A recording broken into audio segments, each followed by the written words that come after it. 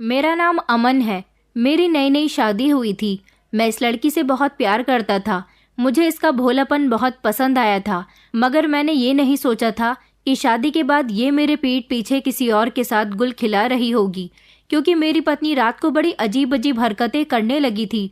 मैंने देखा था कि मेरी पत्नी हर रात मुझे फिक्र से चाय पिलाया करती थी, और जैसे ही मैं उसके हाथ की बनी चाय पीता था, मैं गहरी नींद में सो जाता था। मेरी पत्नी मुझे बड़ी मोहब्बत से चाय देती थी, इसीलिए मैं वो चाय पी लिया करता था। लेकिन एक दिन मेरा चाय पीने का बिल्कुल भी मन नहीं कर रहा था।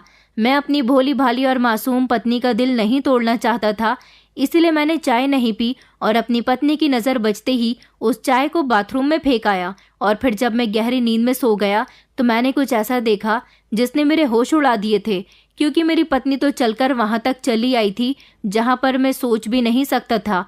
वो जगह, मैं एक बहुत अमीर इंसान था। मेरा बिजनेस बहुत अच्छा था, क्योंकि मैं एक इंटरनेशनल कंपनी का मालिक था। ये बिजनेस वैसे तो मेरे पिता का था, लेकिन उनके मरने के बाद ये सब कुछ मेरा हो गया था। सारी प्रॉपर्टी, बिजनेस, बैंक बैलेंस सब कुछ मेरा था। मेरे परिवार में सिर्फ मेरी मम्मी थी, क्योंकि मैं अपने मम्मी पापा का इकलौता बेटा था।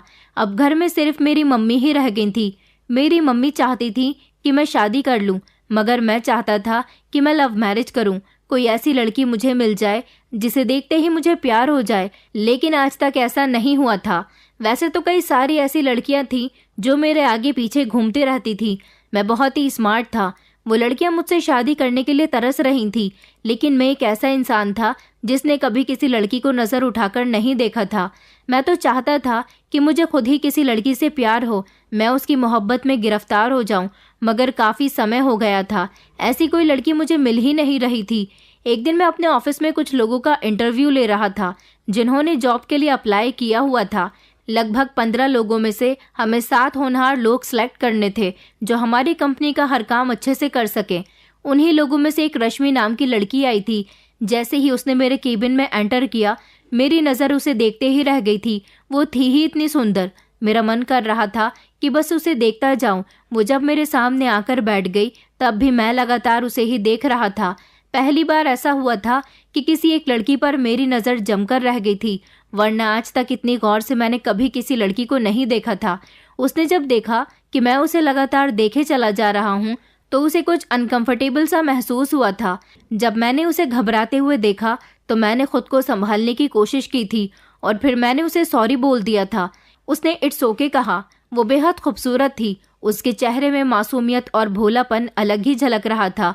वो हाई एजुकेटेड थी, काफ़ी होनहार लड़की थी, इसलिए मैंने उसे जॉब दे दी थी। न जाने क्यों वो अपनी जॉब लगने पर ज़्यादा खुश नहीं हुई थी, बस हल्की सी मुस्कुरा दी थी। हालांकि हमारे पास जितने भी लोग जॉब इंटरव्यू के लिए आते हैं, उन्हें जब हम खुद सामने से ही जॉब के लिए हाँ बोल देते हैं तो उनकी खुशी के ठिकाने नहीं होते। मगर ये लड़की तो बहुत ही अजीब थी, क्योंकि कुछ लोग ऐसे भी होते हैं जिन्हें हमारे मैनेजर 2-3 दिन के बाद कॉल या मैसेज करके कंफर्म कर देते हैं कि आपकी जॉब पक्की हो गई है, आपको इस डेट में जॉब स्टार्ट करनी है। इस लड़की ने तो अपने बारे में कुछ भी नहीं पूछा था और सिर्फ जॉब पक्की होने का ही सुनकर वहां से चली गई थी। मैंने फिर भी अपने मैनेजर को बोल दिया था कि इसको मैसेज करके सारी इन्फॉर्मेशन दे देना। पूरे 3 दिन बाद से इस लड़की ने हमारे ऑफिस में जॉब ज्वाइन कर ली थी और ये टाइम की बड़ी पाबंद थी। राइट 9 बजे ही ऑफिस में आ जाया करती थी और अपना काम बहुत अच्छे से कर रही थी। मुझे ये लड़की बहुत पसंद आई थी। ये लड़की हर हाल में अच्छी थी और तारीफ के लायक थी। इस लड़की को मेरे ऑफिस में नौकरी करते करते 1 महीना हो गया था। मैंने अपने मैनेजर से कहकर इसका केबिन भी तैयार करवा दिया था। अब मैं इसको देखने के लिए बहाने बहाने से इसे किसी न किसी काम से अपने केबिन में बुलाता रहता था। अगर मैं इसे 10 बार बुलाता तो ये मेरे हर बार के कहने पर ही केबिन में आ जाती थी। मैंने इसका अच्छा काम देखते हुए जल्द ही अपने मैनेजर से इसकी सैलरी बढ़ाने के लिए कहा था। न जाने क्यों मुझे इसकी मदद करना, इसको बार बार देखना अच्छा लगता था। अभी भी मैं घर जाता तो मम्मी मुझसे शादी की जिद करती थी, लेकिन अब तो मैं लड़की पसंद कर चुका था। मगर मैं उन्हें क्या बताता कि अभी ये सिर्फ 1 साइडेड लव है। मैं उसको प्रपोज करने के, उससे बात करने का और उसके करीब जाने के बहाने ढूंढ रहा था। फिर एक दिन मैं खुद ही चलकर उसके केबिन में चला गया और उससे बात करने लगा।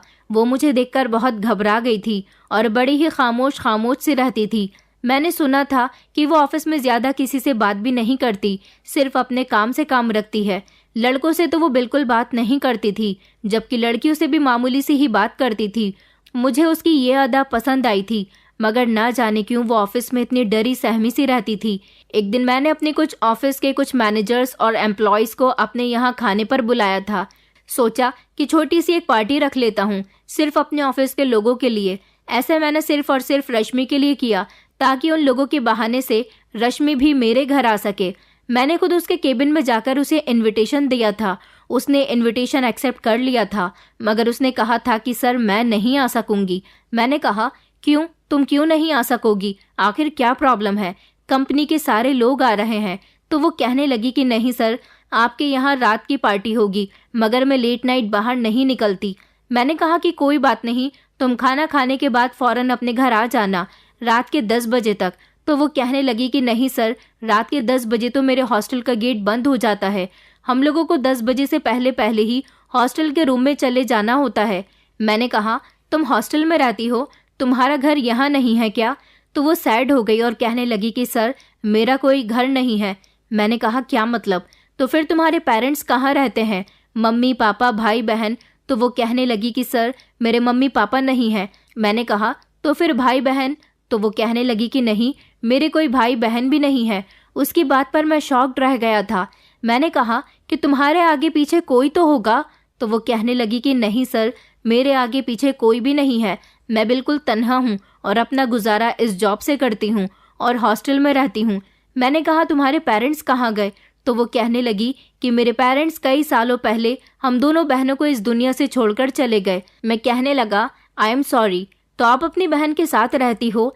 इस बात पर उसकी आंखों में आंसू आ गए और वो कहने लगी कि जी नहीं।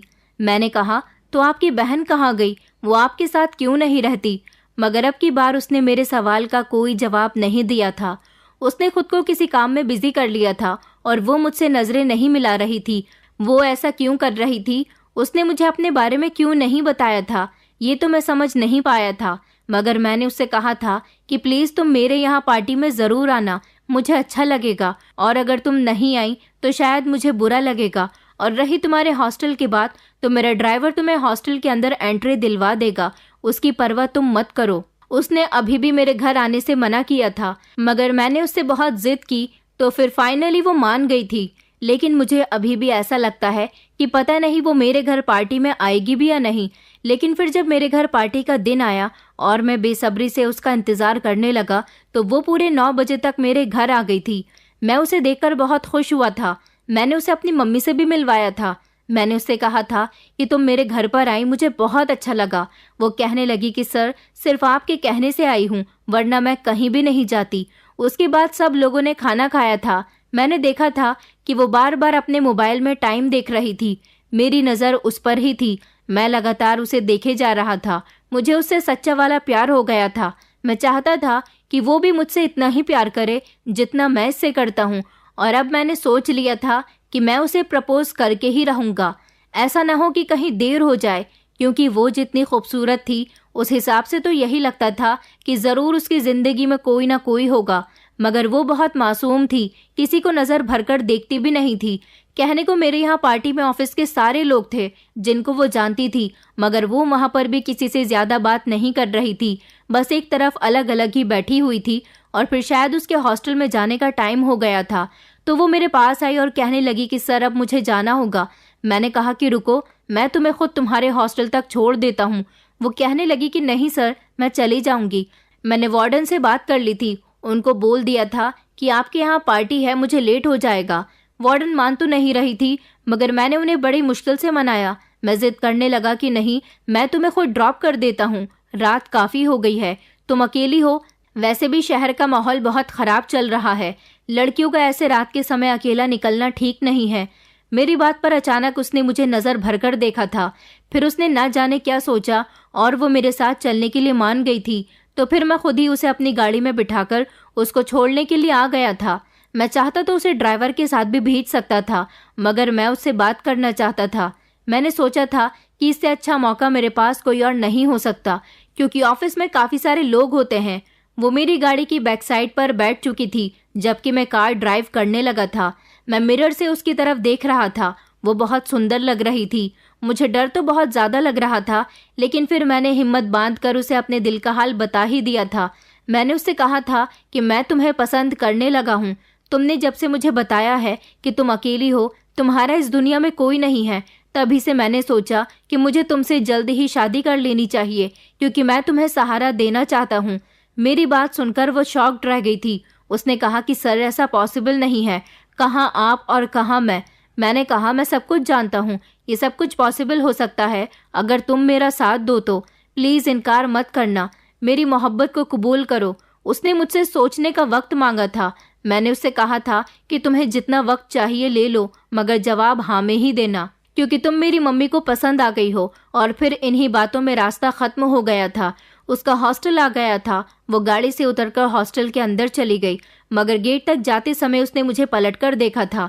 मैं समझ गया था कि वो सोचकर मुझे जवाब हाँ में ही देगी, मगर ना जाने क्यों मैं बहुत नर्वस हो रहा था, क्योंकि 3-4 दिन हो गए थे वो अभी तक कोई जवाब नहीं दे रही थी। मैं चाहता था कि वो मेरे बिना पूछे ही मुझे जवाब दे दे। ऑफिस तो वो हर रोज आ रही थी, लेकिन अब वो ज्यादा मेरा सामना नहीं कर रही थी। मगर कुछ दिन गुजरने के बाद उसने मुझे हाँ में जवाब दे दिया था और कहा था कि मैं आपसे शादी करने के लिए तैयार हूँ। मैंने जब ये खबर अपनी मम्मी को बताई तो मेरी मम्मी खुशी से झूम उठी थी और फिर मेरे घर में शादी की तैयारी होने लगी थी। रश्मि के बारे में सब कुछ मैंने अपनी मम्मी को बता दिया था। मेरी मम्मी को किसी बात से कोई एतराज़ नहीं था। वो तो अपने बेटे की ही खुशी में खुश थी, जबकि उन्हें भी रश्मि बेहद पसंद आई थी। और फिर मेरी शादी रश्मि के साथ हो गई। उसके साथ शादी करके मैं बहुत खुश था। शादी की पहली रात हम दोनों की बहुत खूबसूरत गुजरी थी। मुझे लगा था कि अब धीरे धीरे वो भी मुझसे मोहब्बत करने लगेगी। शादी के बाद उसका मूड ठीक हो जाएगा, वो खुश रहने लगेगी, मगर ऐसा कुछ भी नहीं हुआ था। कभी कभी तो उसकी आंखों में आंसू आ जाते थे। ऐसा क्यों था ये बात मैं नहीं जानता था। हाँ, मगर शादी के 2 दिन बाद जब रात के समय वो सो रही थी, तब अचानक वो घबराकर उठ पड़ी थी और जोर जोर से रोने लगी थी। मैंने उसे गले से लगा लिया और तसल्ली दिलाई और उससे पूछा कि क्या हुआ था। शायद उसने कोई बुरा सपना देख लिया था, मगर उसने इस बारे में मुझे कुछ भी नहीं बताया। मेरी मम्मी तो ज्यादातर अपने कमरे में ही रहती थी। मैंने देखा था कि रश्मि भी ज्यादातर कमरे में ही रहती थी।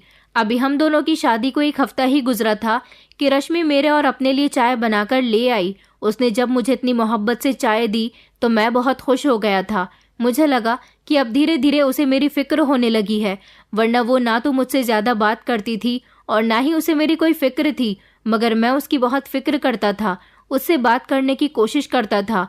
अब वो मेरे इस घर की मालकिन बन गई थी, इसीलिए उसे अब नौकरी करने की भी जरूरत नहीं थी। उसके हाथ की बनी हुई चाय मैं पी लिया करता था, लेकिन फिर मैं गहरी नींद में सो जाता था और सुबह को मेरी आंख देर से खुलती थी।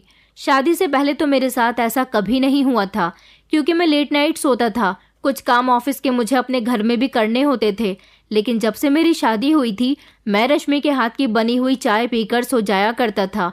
उसके हाथ की चाय इतनी टेस्टी होती थी कि मैं रोज पीता था। वैसे तो मेरी चाय पीने की आदत नहीं थी, मगर जब वो मुझे इतने प्यार से चाय दिया करती थी तो मैं भी पी लिया करता था।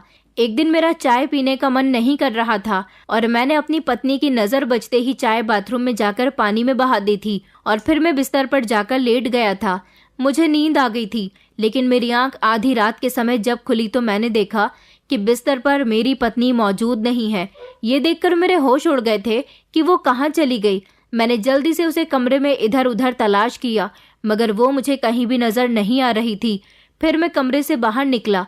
मैंने अपने इस बड़े से घर को छान मारा था, मगर मेरी पत्नी कहीं पर भी नहीं थी। थोड़ी देर गुजरी थी कि मैंने घर के दरवाजे से अपनी पत्नी को अंदर आते हुए देखा था। उसको देखकर मैं फौरन बिस्तर पर जाकर लेट गया था, ऐसे जैसे कि मैं सो रहा हूँ। मेरी पत्नी आई और बिस्तर पर लेटकर खुद भी सो गई थी, मगर मैं इस सोच में था कि आखिर इतनी रात को उसे घर से बाहर क्या काम पड़ गया था।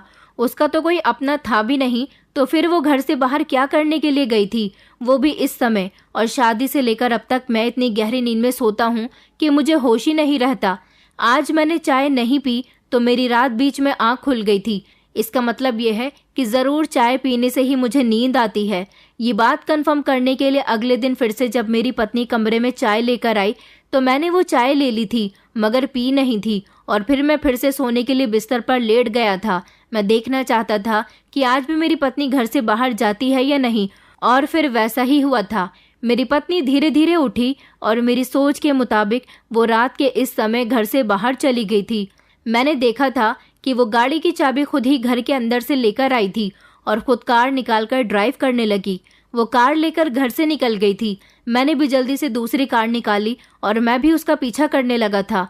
गाड़ी चलाते चलाते मेरे दिमाग में ना जाने कितने सवाल आ रहे थे। मैं सोच रहा था कि कहीं ऐसा तो नहीं कि मेरी पत्नी का किसी के साथ अफेयर चल रहा हो। वो जितनी भोली भाली मासूम दिखती हो, वो अंदर से बिल्कुल भी ऐसी ना हो, वो मुझे धोखा दे रही हो। मगर अब मैं उसका पीछा कर रहा था। सब कुछ मुझे पता चल जाने वाला था। ये देखकर तो मेरे होश उड़ गए थे कि मेरी पत्नी ने अपनी गाड़ी एक शमशान घाट के आगे रोक दी थी और वो खुद गाड़ी से उतरकर शमशान घाट के अंदर चली गई। मैंने भी वहां से बहुत दूरी पर खामोशी से अपनी गाड़ी रोक दी और मैं भी धीमे धीमे कदमों से शमशान घाट के अंदर चला गया था। यह हमारे शहर का बहुत पुराना शमशान घाट था। यहाँ पर एक पुराना पेड़ था। मेरी पत्नी पेड़ के पास जाकर बैठ गई थी और मैंने देखा था कि मेरी पत्नी रो रो कर बातें कर रही थी। मगर वो किससे बातें कर रही थी? वहां पर तो कोई भी नहीं था। ये सब मैं दूर से खड़ा हुआ देख रहा था। मुझे अपनी आंखों पर विश्वास नहीं हो रहा था कि आधी रात के समय शमशान घाट में आने पर उसे डर नहीं लग रहा। और फिर ये कैसी अजीब अजीब हरकतें कर रही थी।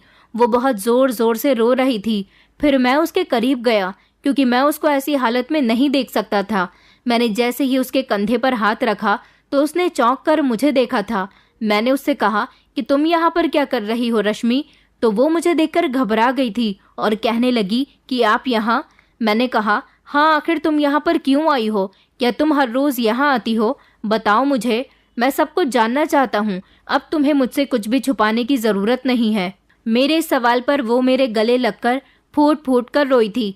वो कहने लगी कि आपको पेड़ दिखाई दे रहा है, यहाँ इसके ठीक पास में ही मेरी बहन की अस्थियां दबी हुई हैं।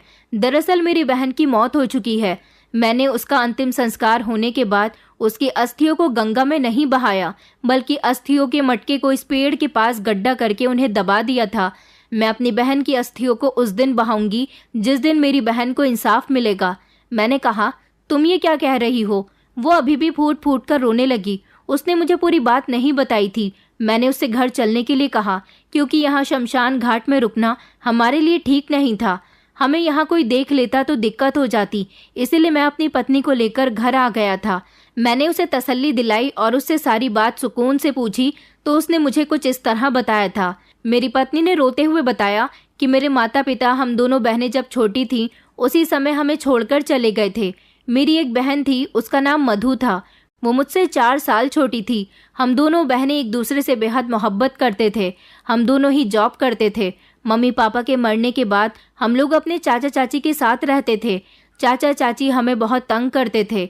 हम दोनों बहनें जब पढ़ लिख कर किसी काबिल हो गए तो उनके घर से निकल आए। हमारे मम्मी पापा का घर भी उन्होंने अपने नाम करवा लिया था और हम अपने घर को हासिल करने में कुछ नहीं कर सके थे।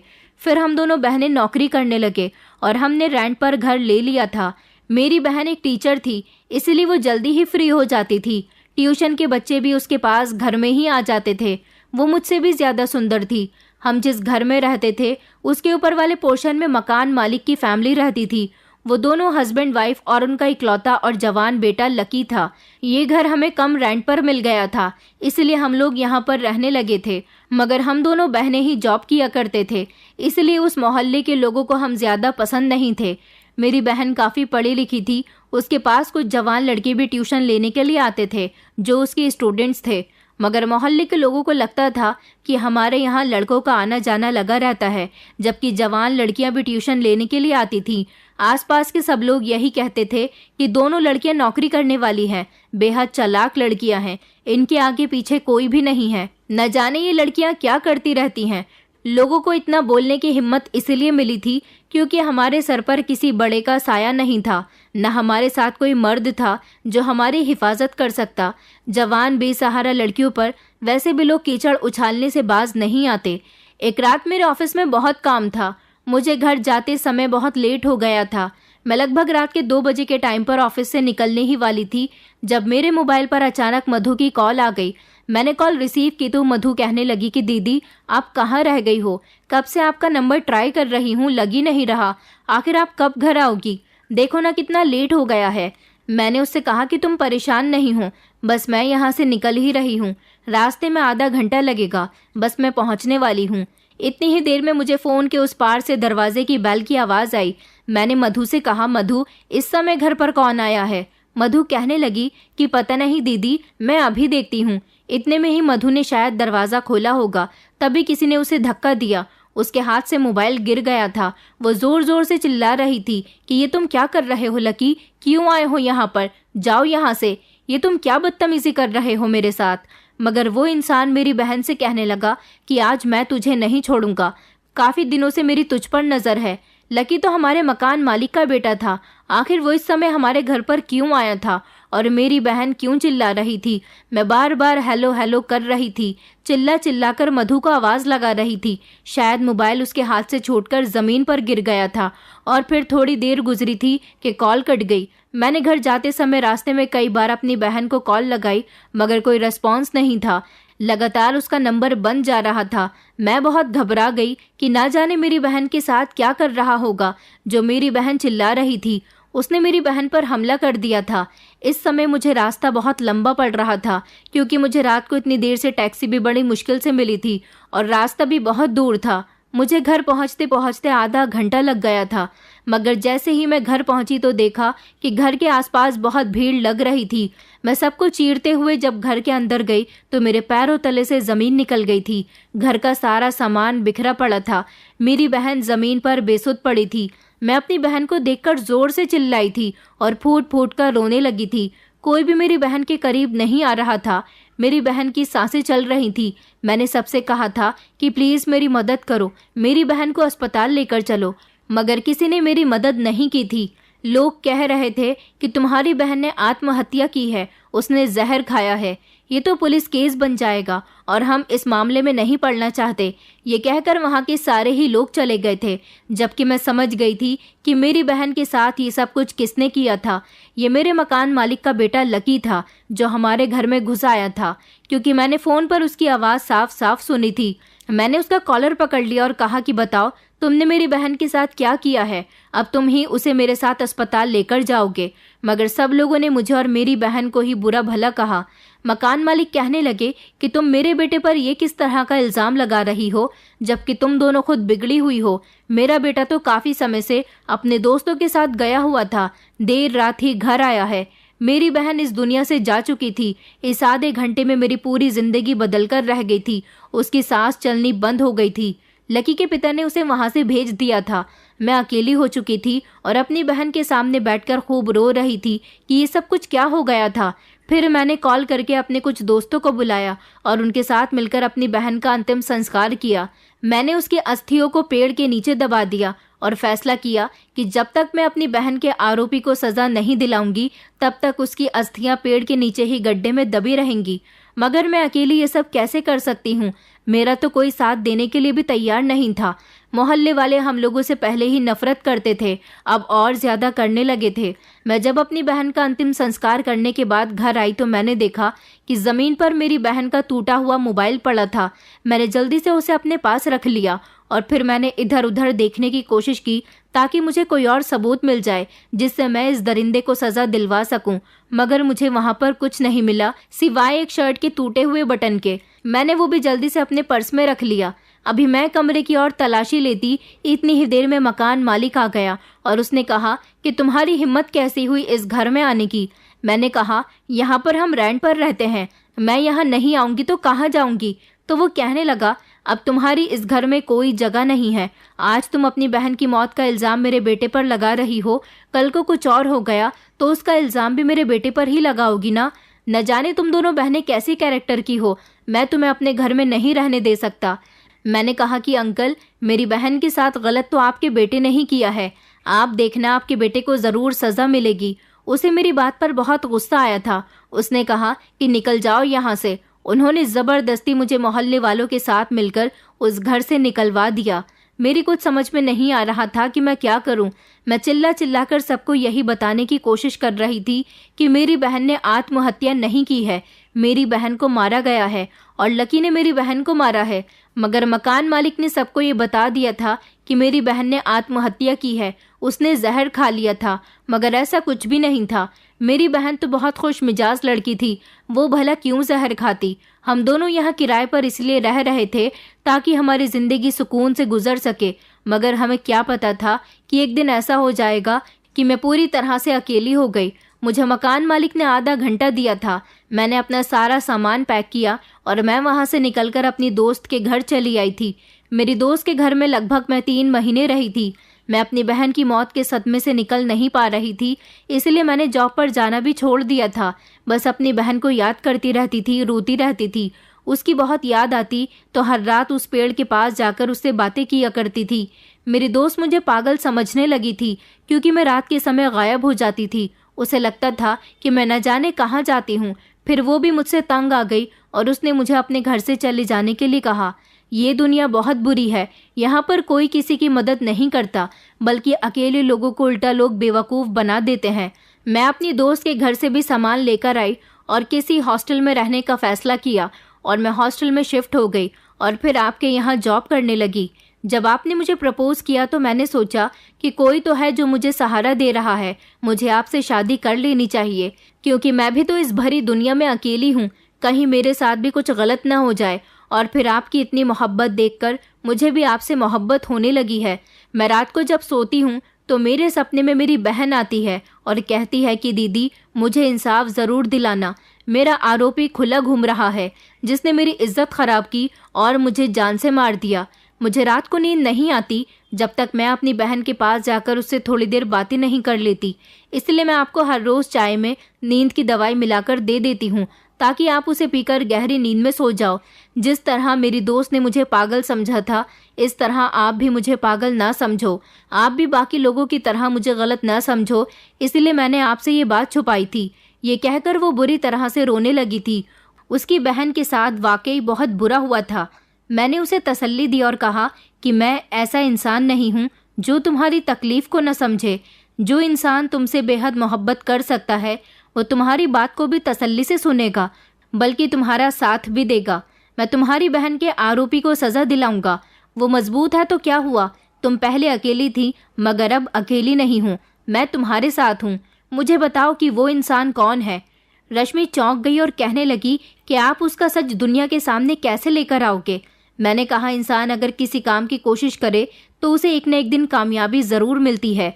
तुम भी अगर अपनी बहन को इंसाफ दिलाने में कोशिश करती तो शायद आज कामयाब होती। वो कहने लगी, मैं कहाँ से कोशिश करती। उस रात मैंने कहा था कि मैं पुलिस के पास जा रही हूँ, मगर मकान मालिक कहने लगा अगर तुमने पुलिस को कुछ भी बताया तो पुलिस हमारे घर पर सील लगा देगी और हम नहीं चाहते कि हमारी और हमारे घर की बदनामी हो।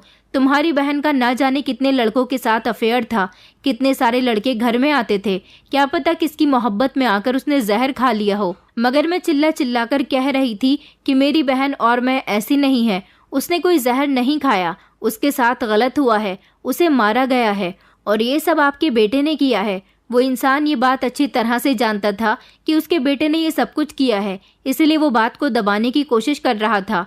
उसने अपने बेटे की गलती छुपाकर उल्टा हम दोनों बहनों पर ही इल्ज़ाम लगा दिया। ऊपर से मोहल्ले वाले भी उसका साथ दे रहे थे। भला मैं अकेली क्या कर सकती थी। मैंने अपनी बहन का अंतिम संस्कार ही बड़ी मुश्किल से किया था। मुझे अफसोस होता है कि अगर मेरे पेरेंट्स जिंदा होते तो शायद लोग हमारा इस तरह से फ़ायदा ना उठाते। मैंने कहा, लेकिन अब तुम्हें डरने की कोई ज़रूरत नहीं है, अब मैं तुम्हारे साथ हूँ। मैंने रश्मि से उस लड़के का सोशल मीडिया अकाउंट पूछा था। रश्मि ने मुझे उसका नाम बताया। मैंने उसका सोशल मीडिया अकाउंट चेक किया। रश्मि ने मुझे वो टूटा हुआ मोबाइल और शर्ट का बटन भी दे दिया था। मैं उसका सोशल मीडिया अकाउंट चेक कर रहा था। उसकी प्रोफाइल पर काफ़ी सारी पोस्ट पड़ी हुई थी। उसकी सारी पोस्ट चेक करते समय अचानक मुझे उसका वही फ़ोटो दिख गया जिसमें उसने वही शर्ट पहनी हुई थी जिसका टूटा हुआ बटन रश्मि ने मुझे दिया था। वो दोनों बिल्कुल सेम थे। एक सबूत तो इस फ़ोटो से मैच हो रहा था। मैंने वो फ़ोटो सेव कर लिया। मैंने रश्मि से उसकी बहन का टूटा हुआ मोबाइल लिया और उसे रिपेयरिंग के लिए दे दिया था और फिर मैंने अपने एक पुलिस इंस्पेक्टर दोस्त से इस केस के मामले में डिस्कशन किया। उसे सब कुछ बता दिया। मेरे दोस्त ने कहा था कि उसे सबूत चाहिए। एक तो शर्ट के बटन वाला फ़ोटो भी मैंने उसे दे दिया था, जबकि मेरे दोस्त ने कहा था कि मोबाइल जैसे ही रिपेयर होकर आता है तो तुम मुझे वो दे देना। उसमें मधु की लास्ट टाइम अपनी बहन से बात की हुई उन दोनों की जरूर कॉल रिकॉर्डिंग होगी। हम इस फोन से काफी कुछ तलाश कर सकते हैं।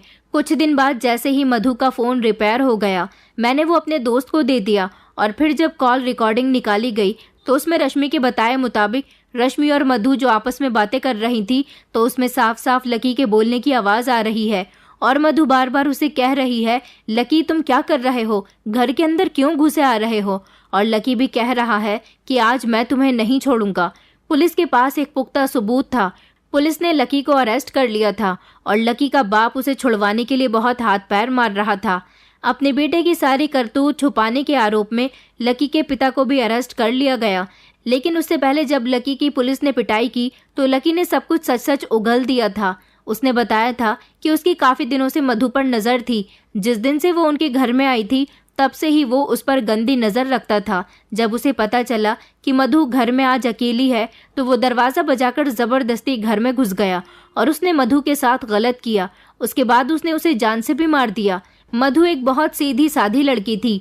सारे सबूत और लकी के बयान पर लकी को कड़ी सजा दी गई और इस तरह मधु को इंसाफ मिल गया।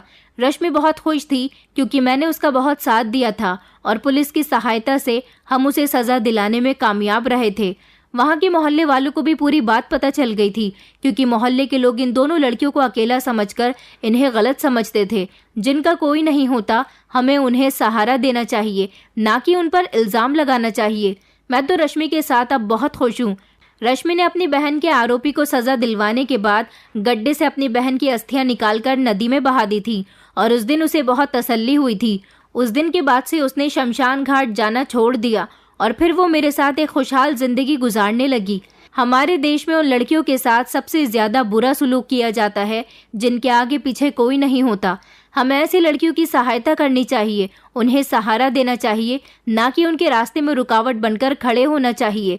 दोस्तों, उम्मीद करती हूँ आपको हमारी कहानी पसंद आई होगी। कहानी पसंद आई है तो वीडियो को लाइक करें, चैनल पर नए हैं तो चैनल को सब्सक्राइब करें और हाँ, नोटिफिकेशन बेल को जरूर दबाएं ताकि अगली अपडेट सबसे पहले आपको मिले।